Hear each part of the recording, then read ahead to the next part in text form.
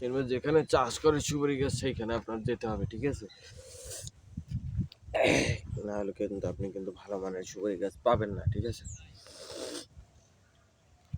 তো আপনারা মানে যারাই এইসব ফল গাছ দেখতে পান না, মানে সুপারি গাছ দেখতে পাবেন, তারা কিন্তু দেখতে পাবেন যে যখন যখন মৌসুম আসে তখন কিন্তু এই প্রতিটা সুপারি গাছই আপনার সুপারি ধরে, ঠিক আছে? তো দেশি যে সুপারি গাছটা, ওই সুপারি গাছটার যে সুপারি যখন হয়, এই দেশি সুপারি গাছে কিন্তু সুপারি হয় মূলত আপনার বছরে একবার, সেটাও সিজনালি, ঠিক আছে?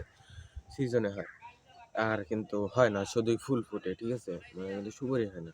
আর আপনার যে হাইব্রিড জাতের যে সুপারি গাছটা, ওটা কিন্তু আপনার বছরে ২ বার সুপারি দেয়, ঠিক আছে? তো এই সুপারি মূলত কিন্তু খাওয়া হয় কিন্তু পানের সাথে, হ্যাঁ?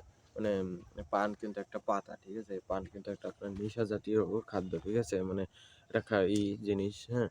তো এটার সাথে কিন্তু জর্দা, তারপর আরো বিভিন্ন ধরনের জিনিস দিয়ে তারপরে কিন্তু খাওয়া হয়।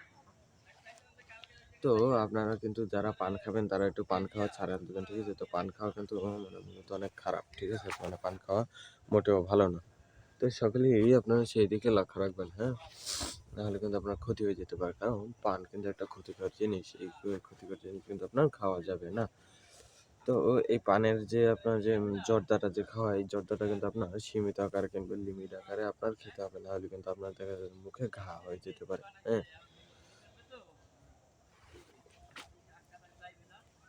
তো সমস্যা হচ্ছে গিয়ে এখানে একজন চাচা এসেছিল, ঠিক আছে? তো সে আবার একটু জিজ্ঞাসা করে, যাও কি করো ভাইয়ের পোলা, হ্যাঁ?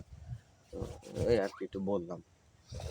তো আপনার গাছের ভিতরেও কিন্তু আপনার বিভিন্ন ধরনের জাত আছে, যেমন হাইব্রিড জাত, এমনকি দেশি জাত, ঠিক আছে? তো আমার এই পাশে আমার এই পাশে যে সুপারি গাছটা দেখতে পাচ্ছেন, এটা কিন্তু হচ্ছে গিয়ে আপনার একটা সুপারি গাছ, ঠিক আছে? তো এই সুপারি গাছটা কিন্তু একটা দেশি সুপারি গাছ, ঠিক আছে? আর এই সুপারি গাছটা কিন্তু প্রায় 30 থেকে 35 ফুট পর্যন্ত উঁচু আছে, মানে লম্বা বড় হয়েছে, ঠিক আছে?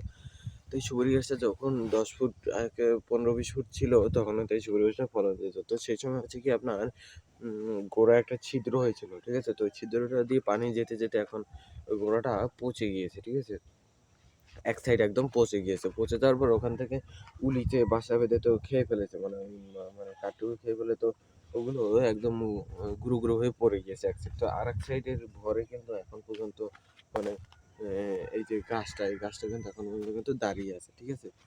তো সুপারি গাছের ভিতরে কিন্তু আপনার দুই রকমের জাত, একটা হচ্ছে কি হাইব্রিড জাত, এবং আরেকটা হচ্ছে কি দেশি জাত, ঠিক আছে? তো দেশি যে সুপারি গাছটা, এই সুপারি গাছটা লাগানোর জন্য কিন্তু আপনার একটু খোলামেলা জায়গা দরকার হয়, আর আপনার হাইব্রিড জাতের যে সুপারি গাছটা, এটা লাগানোর জন্য কিন্তু একটু পরিষ্কার জায়গার দরকার হয়, ঠিক আছে? তো মূলত সুপারি গাছ লাগাবেন যারা, তারা একটু খোলামেলা জায়গা